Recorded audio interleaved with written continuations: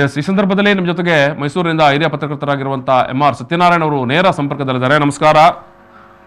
ನಮಸ್ಕಾರ ನಮಸ್ಕಾರ ಸತ್ಯನಾರಾಯಣ್. ಇವಾಗಲೇ ಪ್ರವೀಣ್ ಸೂದ್ ಅವರು ಮಾಧ್ಯಮ ಗೋಷ್ಠಿ ಮಾಡಿ ಹೇಳಿದ್ರು 5 ಮಂದಿ ಆರೋಪಿಗಳನ್ನು ಅರೆಸ್ಟ್ ಮಾಡಿ ತಂದಿದ್ದೇವೆ, ಒಬ್ಬ ಆರೋಪಿ ಮಾತ್ರ ಸಿಕ್ಕಿಲ್ಲ.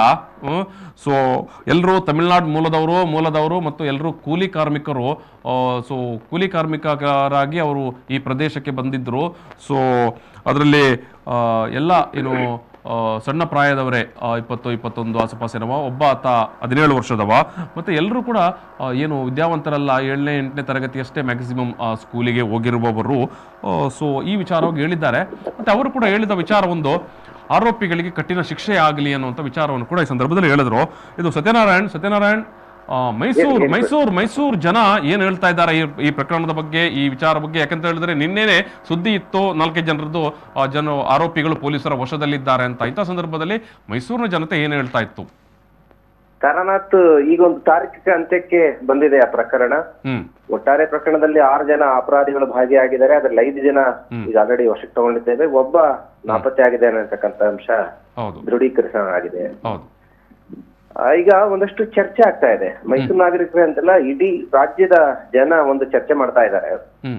ಇವ್ರಿಗೆ ಎಂಥ ಶಿಕ್ಷೆ ಆಗ್ಬೇಕು ಅಂತ ಹೇಳಿ, ಕಠಿಣ ಶಿಕ್ಷೆ ಆಗ್ಬೇಕು ಅಂತ ಹೇಳಿ ಒಂದಿಷ್ಟು ಸಾಮಾಜಿಕ ಜಾಲತಾಣದಲ್ಲಿ ಹರಿದಾಡ್ತಾ ಇದೆ. ಇವರಿಗೆ ಈಗ ನಮ್ಮ ಕಣ್ಣೆದುರುಗಡೆ 2 ಸ್ಪಷ್ಟವಾದಂತ ನಿದರ್ಶನಗಳಿದೆ. ಒಂದು ದೆಹಲಿಯ ನಿರ್ಭಯ ಪ್ರಕರಣ, ಮತ್ತೊಂದು ತೆಲಂಗಾಣದ ದಿಶಾ ಪ್ರಕರಣ.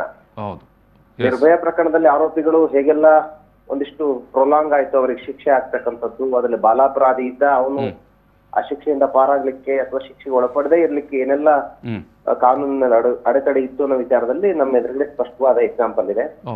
ಇದಕ್ಕೆ ತದ್ವಿರುದ್ಧವಾದಂತ ಎಕ್ಸಾಂಪಲ್ ತೆಲಂಗಾಣದ ದಿಶಾದಲ್ಲಿ ಪೊಲೀಸರು ಆರೋಪಿಗಳನ್ನ ಘಟನೆ ನಡೆದಂತ ಸ್ಥಳಕ್ಕೆ ತಂದು ಶೂಟ್ಔಟ್ ಮಾಡಿದ್ರು. ಅದು ವ್ಯಾಪಕವಾದಂತ ಮೆಚ್ಚುಗೆಗೆ ವ್ಯಕ್ತ ಆಯ್ತು, ಸಾರ್ವಜನಿಕ ಸಂತೋಷ ಆಯ್ತು. ಇಂಥ ಕಾಮುಕರಿಗೆ ಇಂಥದೇ ಶಿಕ್ಷೆ ದೊರಿಬೇಕು ಅಂತ ಹೇಳಿ ಆ ಸಂದರ್ಭದಲ್ಲೆಲ್ಲ ಜನಜನಿತವಾಯ್ತು ಅಭಿಪ್ರಾಯ. ಅಂದ್ರೆ ಆ ಪ್ರಕರಣದಲ್ಲಿ ಶಿಕ್ಷೆಯನ್ನ ಘಟನೆ ನಡೆದಂತ ಜಾಗಕ್ಕೆ ಆರೋಪಿಗಳನ್ನು ತಂದಾಗ ಆರೋಪಿಗಳು ತಪ್ಪಿಸಿಕೊಳ್ಳಿಕ್ಕೆ ಪ್ರಯತ್ನ ಪಟ್ಟರು. ಆವಾಗ ನಾವು ಶೂಟ್ ಮಾಡಬೇಕಾಯ್ತು ಅನ್ನುವಂಥದ್ದು ಪೊಲೀಸರ ವಾದ ಇತ್ತು. ಅದ್ರ ಪೊಲೀಸ್ ವ್ಯಾಖ್ಯಾನ ಅದು. ಜನ ಹೇಳ್ತಾರೆ ಅದು ಉದ್ದೇಶಪೂರ್ವಕವಾಗಿ ಕರ್ಕೊಂಡು ಮಾಡಿದ್ರು ಅಂತ ಹೇಳಿ. ಅದೇನೇ ಆಗ್ಲಿ, ಒಟ್ಟಾರೆಯಾಗಿ ಅವರ ಅಂತ್ಯ ಆಗಿದೆ. ಜನಕ್ಕೆ ಅಂಥದೇ ಅಂತ್ಯ ಇಲ್ಲಿ ಆಗ್ಬೇಕು ಅಂತಕ್ಕಂಥ ಒಂದು ಚರ್ಚೆ ಆಗ್ತಾ ಇದೆ. ಸಾಮಾಜಿಕ ಜಾಲತಾಣದಲ್ಲಿ ಸಾಕಷ್ಟು ಚರ್ಚೆ ಆಗ್ತಾ ಇದೆ. ಪೊಲೀಸರು ಈ ಸಂದರ್ಭದಲ್ಲಿ ಬಂದೂಕಿ ಕೆಲಸ ಕೊಡ್ಬೇಕು, ದಿಶಾ ಪ್ರಕರಣದಲ್ಲಿ ಆರೋಪಿಗಳಾದಂತಹ ಕಠಿಣ ಶಿಕ್ಷೆ ಏನಿತ್ತಲ್ಲ ಅಂತದ ಶಿಕ್ಷೆಯನ್ನ ಇದೇ ಸಂದರ್ಭದಲ್ಲಿ ಪುನರಾವರ್ತನೆ ಆಗ್ಬೇಕು ಅಂತ ಹೇಳಿ ಒಂದು ಚರ್ಚೆ ಆಗ್ತಾ ಇದೆ. ಅಂದ್ರೆ ಅವ್ರನ್ನ ಕರ್ಕೊಂಡ್ಬಂದು ತಪ್ಪಿಸ್ಕೊಳ್ಳೋ ಪ್ರಯತ್ನ ಪಟ್ರ ಏನೋ ಗೊತ್ತಿಲ್ಲ, ಅದೇ ಕ್ಷಣದಲ್ಲಿ ಅವ್ರನ್ನ ಅಂತ್ಯ ಮಾಡ್ಬೇಕು ಅಂತಕ್ಕಂಥದ್ದು ಒಂದು ಅಭಿಪ್ರಾಯ ಸಾಮಾಜಿಕ ಜಾಲತಾಣದಲ್ಲಿ ಮೈಸೂರಿಗರು ಮತ್ತು ನಾಗರಿಕ ವಲಯ ಇಡೀ ರಾಜ್ಯದ್ದು. ಇನ್ನೊಂದು ಚರ್ಚೆ ಆಗ್ತಾ ಇದೆ, ಇದು ಈ ರೀತಿ ಕರ್ಕೊಂಡ್ಬಂದು ಅಮಾನುಷವಾಗಿ ಗುಂಡಾಗಿ ಸಾಯಿಸ್ತಕ್ಕಂಥದ್ದು ನಮ್ಮ ಸಂಸ್ಕೃತಿ ಅಲ್ಲ, ಅದು ತಾಲಿಬಾನ್ ಸಂಸ್ಕೃತಿ. ನಮ್ಮಲ್ಲಿ ನ್ಯಾಯಿಕ ವ್ಯವಸ್ಥೆ ಇದೆ. ನ್ಯಾಯಿಕ ವ್ಯವಸ್ಥೆಯಲ್ಲಿ ನಾವು ಬಹುದೊಡ್ಡ ನಂಬಿಕೆಯನ್ನು ಇಟ್ಕೊಂಡಿದ್ದೇವೆ. ಹಾಗಾಗಿ ನ್ಯಾಯಿಕ ವ್ಯವಸ್ಥೆ ಒಳಗಡೆನೆ ಸರ್ವಸಮ್ಮತವಾಗಿ ಆರೋಪಿಗಳಿಗೆ ಕಠಿಣವಾದ ಶಿಕ್ಷೆ ಆಗ್ಬೇಕು. ಅದು ಯಾವ ರೀತಿನಲ್ಲಿ ಅಂದ್ರೆ, ಪ್ರಕರಣ ಬಂಧನ ಆಗಿದೆ ಆರೋಪಿಗಳದ್ದು, ಅವರನ್ನ ತ್ವರಿತವಾಗಿ ಕೋರ್ಟ್ ಮುಂದೆ ಹಾಜರುಪಡಿಸಬೇಕು. ಕೋರ್ಟ್ ನಲ್ಲಿ ನ್ಯಾಯಿಕ ಕಲಾಪ ತ್ವರಿತಗತಿನಲ್ಲಿ ಆಗ್ಬೇಕು. ವಿಚಾರಣೆ ತ್ವರಿತಗತಿನಲ್ಲಾಗಿ ಯಾವುದೇ ರೀತಿಯಾದ ಪ್ರೊಲಾಂಗ್ ಆಗ್ದೇನೆ ತಕ್ಷಣಕ್ಕೆ ಅವರಿಗೆ ಕಠಿಣ ಶಿಕ್ಷೆ ಅಂದ್ರೆ ಅದು ಮರಣದಿಂದಲೇ ಶಿಕ್ಷೆ ಇರುತ್ತೆ. ಈಗ ಸತ್ಯನಾರಾಯಣ್ ಈಗ ಪ್ರವೀಣ್ ಸೂದ್ ಅವರು ಮಾಧ್ಯಮ ಗೋಷ್ಠಿಯಲ್ಲಿ ಮಾತನಾಡುವ ಕೂಡ ಇದೇ ವಿಚಾರವನ್ನು ಅವರು ಉಲ್ಲೇಖ ಮಾಡಿದರು. ಆರೋಪಿಗಳನ್ನು ಹಿಡಿಯುವಂಥದ್ದನ್ನೇ ನಾವು ದೊಡ್ಡ ಸಾಧನೆ ಅಂತ ಬಿಂಬಿಸುವುದಿಲ್ಲ, ಆರೋಪಿಗಳಿಗೆ ಕಠಿಣವಾದ ಶಿಕ್ಷೆ ಆಗಬೇಕು ಒಂದು ವಿಚಾರ, ಮತ್ತು ಟ್ರಯಲ್ಸ್ ಏನು ವಿಚಾರಣೆ, ಕೋರ್ಟ್ ವಿಚಾರಣೆಗಳು ಶೀಘ್ರಗತಿಯಲ್ಲಿ ನಡೆದು ಶೀಘ್ರವಾಗಿ ಶಿಕ್ಷೆ ಘೋಷಣೆ ಆಗಬೇಕು ಅಂತ ಅವರು ಕೂಡ ಒಂದು ಅಭಿಪ್ರಾಯವನ್ನು ವ್ಯಕ್ತಪಡಿಸಿದ್ರು. ಹೌದು, ಇದಕ್ಕೆ ನಮ್ಮ ನ್ಯಾಯಿಕ ವ್ಯವಸ್ಥೆ ಇಂಥ ಪ್ರಕರಣಗಳಲ್ಲಿ ಶೀಘ್ರವಾಗಿ ವಿಚಾರಣೆ ತಗೊಂಡು ಶೀಘ್ರವಾಗಿ ತೀರ್ಪು ಕೊಡ್ತಕ್ಕಂತ ವ್ಯವಸ್ಥೆ ನಮ್ಮ ನ್ಯಾಯಿಕ ವ್ಯವಸ್ಥೆ ಇದೆಯಾ ಅಂತಕ್ಕಂಥದ್ದು ಒಂದು ಪ್ರಶ್ನೆ. ಈಗ ನಾವು ಒಂದು ಲೈನ್ ಅಪ್ ಅಲ್ಲಿ ಯೋಚನೆ ಮಾಡಿದ್ರೆ ಬೇಗ ಕೋರ್ಟ್ ಕೇಸ್ ತಗೊಳುತ್ತೆ, ಸ್ಥಳೀಯ ಕೇಸು, ಅವರಿಗೆ ಗಲ್ಲು ಶಿಕ್ಷೆ ಕೊಟ್ಟರು ಸಾಕ. ನಮ್ಮ ನ್ಯಾಯಿಕ ವ್ಯವಸ್ಥೆ ಒಳಗೆ ಪ್ರಶ್ನೆ ಮಾಡ್ತಕ್ಕಂತಹ ಚಾಲೆಂಜ್ ಮಾಡ್ತಕ್ಕಂಥ ವ್ಯವಸ್ಥೆಗಳ ಮೇಲ್ ಹಂತದಲ್ಲಿವೆ. ಹಾಗಾಗಿ ಯಾರು ಇದನ್ನ ಚಾಲೆಂಜ್ ಮಾಡೋದಿಲ್ಲ ಅಂತ ಹೆಂಗೆ ಹೇಳಕ್ ಸಾಧ್ಯ? ಖಂಡಿತ ಮಾಡೇ ಮಾಡ್ತಾರೆ, ವಕೀಲರು ಅದಕ್ಕೆ ಇರುದಲ್ವಾ. ಹಾಗಾಗಿ ಇದು ಪ್ರೊಲಾಂಗ್ ಆಗ್ತದೆ, ಎಳ್ಕೊಂಡು ಹೋಗ್ತದೆ. ಪ್ರಕರಣದಲ್ಲಿ ಆರೋಪಿಗಳಿಗೆ ಶಿಕ್ಷೆ ಆಗ್ತಕ್ಕಂಥದ್ದು ಇದು ಆದ್ರೂ ಸಹ ತಡ ಆಗ್ಬಹುದೇನೋ, ಈ ತಡ ಆಗೋ ಹಂತದಲ್ಲಿ ಇಡೀ ಪ್ರಕರಣದ ಗಂಭೀರತೆ ಡೈಲ್ಯೂಟ್ ಆಗ್ಬಹುದೇನೋ. ಮತ್ತೆ ಇಂತಹ ಪ್ರಕರಣಗಳೇ, ಇಂಥವ್ರಿಗೆ ಜಾಮೀನ್ ಸಿಕ್ಕಿದೆ, ಇಂಥವ್ರಿಗೆ ಹೊರಗ್ ಬಂದ್ರು ಅಥವಾ ಗಲ್ಲು ಶಿಕ್ಷೆ ಇರ್ಲಿಕ್ಕೆ 3 ವರ್ಷ 4 ವರ್ಷ 5 ವರ್ಷ ಬಂತು. ಹಾಗಾಗಿ ಈ ಪ್ರಕರಣಗಳು ಮತ್ತೆ ಮರುಕಳಿಸೋದಿಲ್ಲ ಅಂತ ಹೇಳಿ ಇಂತ ಸ್ಪಷ್ಟ ಸಂದೇಶ ಕೊಡ್ಬೇಕಲ್ಲ ಅತ್ಯಾಚಾರಿ ಮನಸ್ಸುಗಳಿಗೆ.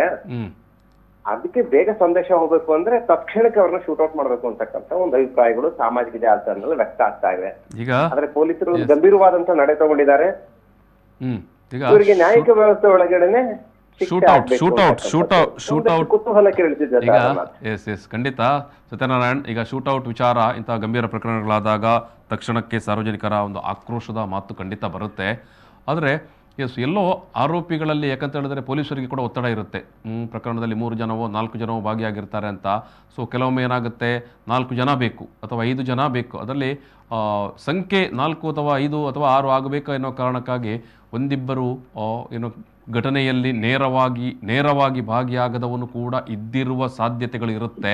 ಅದಕ್ಕಾಗಿ ನ್ಯಾಯಾಲಯ ಅಥವಾ ನಮ್ಮ ನ್ಯಾಯ ವ್ಯವಸ್ಥೆ ಏನು ಹೇಳುತ್ತೆ, ನಿರಪರಾಧಿಗೆ ಶಿಕ್ಷೆ ಆಗಬಾರದು ಅಂತ. ಸೊ ಹಾಗಾಗಿ ಈ ವಿಚಾರಣೆ ಪ್ರಕ್ರಿಯೆಗಳು, ಎವಿಡೆನ್ಸ್ಗಳೆಲ್ಲ ನಡೆಯುವಂಥದ್ದು.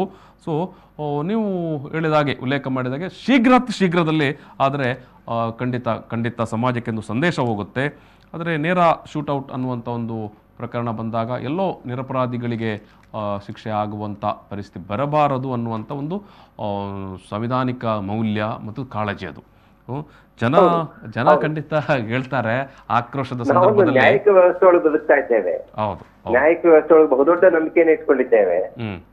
ಆ ನಂಬಿಕೆ ರೀತಿಯಲ್ಲೇ ನಾವು ನಡ್ಕೋಬೇಕು. ಮತ್ತು ಇಲ್ಲಿ ಬಹುಮುಖ್ಯವಾಗಿ ಗಮನಿಸಬೇಕಾಗತಕ್ಕಂಥದ್ದು, ಈ 4-5 ಜನ ರೇಪಿಸ್ಟ್ಗಳಿಗೆ ಸಿಕ್ಕಿದಾರಲ್ಲ, ಈಗ ಸಾಮಾನ್ಯವಾಗಿ ಯೋಚನೆ ಮಾಡಿದ್ರೆ ಪ್ರತಿ ಮನಸ್ಸು ಸಹ ಎಲ್ಲೋ ಒಂದು ರೀತಿ ಅತ್ಯಾಚಾರಿ ಮನಸ್ಸನ್ನ ಹೊಂದಿರ್ತದೆ ಅಂತ ಹೇಳಿ. ಖಂಡಿತ ಆ ಅತ್ಯಾಚಾರಿ ಮನಸ್ಸನ್ನ ಮೊದಲು ಹತ್ತಿಕ್ಬೇಕು ನಾವು, ಆತ್ಮಸಾಕ್ಷಿ ಉಳ್ಳವರಾಗಿದ್ರೆ.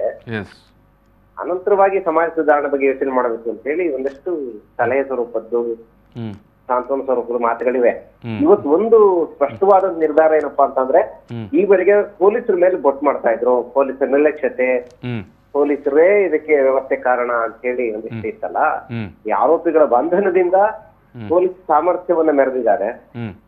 ಪೊಲೀಸರು ಈಗ ಒಂದಿಷ್ಟು ಪೊಲೀಸರ ಮೇಲೆ ಬೊಟ್ಟು ಮಾಡ್ತಕ್ಕಂಥ ಪ್ರಯತ್ನ ಇದೆಯಲ್ಲ, ಅದು ರಿವರ್ಸ್ ಆಗಿದೆ ಈಗ. ಖಂಡಿತ. ಹಾಗಾಗಿ ಈ ಆರೋಪಿಗಳಿಗೆ ತಕ್ಷಣಕ್ಕೆ ನಿರ್ಧಾರ ನ್ಯಾಯಿಕ ವ್ಯವಸ್ಥೆಗಳೇ ಆಗ್ಬೇಕು. ನ್ಯಾಯಿಕ ವ್ಯವಸ್ಥೆನಲ್ಲೇ ಸರ್ವಸಮ್ಮತವಾದಂತಹ ಕಠಿಣವಾದಂತಹ ಮತ್ತು ಇಂಥ ಘಟನೆ ಮರುಕಳಿಸಬಾರದು ಅನ್ನೋ ನಿಟ್ಟಿನಲ್ಲಿ ಒಂದು ಸ್ಪಷ್ಟವಾದಂತಹ ಎಚ್ಚರಿಕೆ ಸಂದೇಶ ಸಮಾಜಕ್ಕೆ ರವಾನೆ ಆದ ನಿಟ್ಟಿನಲ್ಲಿ ಒಂದು ನ್ಯಾಯಿಕ ಪ್ರಕ್ರಿಯೆ ಶೀಘ್ರವಾಗಿ ಅವರಿಗೆ ಶಿಕ್ಷೆ ಆಗ್ಬೇಕು ಅಂತಕ್ಕಂಥದ್ದು ಇನ್ನೊಂದು ಒತ್ತಾಯ. ಖಂಡಿತ ಸತ್ಯನಾರಾಯಣ್. ಥ್ಯಾಂಕ್ ಯು ನಿಮ್ಮ ಮಾಹಿತಿಗಾಗಿ. ಮೈಸೂರಿನಿಂದ ಸತ್ಯನಾರಾಯಣ್ ಹಿರಿಯ ಪತ್ರಕರ್ತರು ಮಾತನಾಡಿರುವಂತಹ ವಿಚಾರ.